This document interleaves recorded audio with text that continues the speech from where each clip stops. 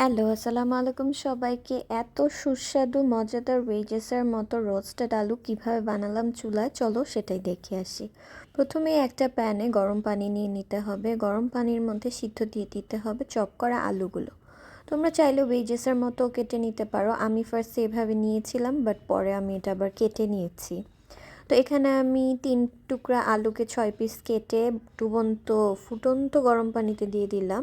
তো এটা ভালো মতো বয়েল হতে হবে, আলুটা একদম সফট হতে হবে।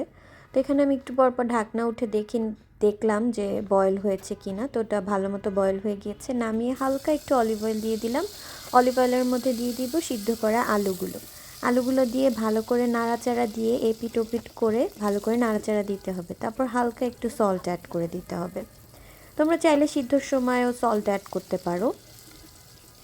তো এখানে খুবই অল্প পরিমাণ অলিভ অয়েল দিয়েছি, যেটাতে আমি এপিট ওপিট ভালো করে ভেজে নিচ্ছি। হালকা একটু ভাজা হয়ে আসলে অ্যাড করে দিতে হবে শুকনো মরিচের গুঁড়ো আর কি। চিলি ফ্লেক্সও দিতে পারো তোমরা চাইলে। হালকা একটু গোলমরিচ, সাদা গোলমরিচ, কালো গোলমরিচ দুটাই আমি দিয়েছি।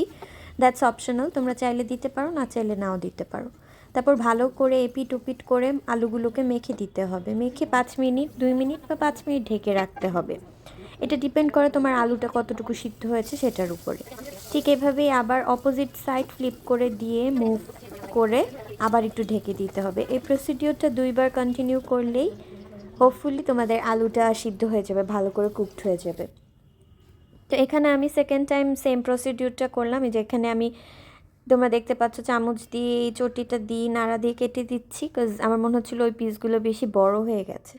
ব্যাস হয়ে গেল আমাদের রোস্টেড পটেটোস, একদম ওভেন ছাড়া ওভেন বেক টাইপের, soft and very very tasty. Try করে জানাবা। Thanks for watching.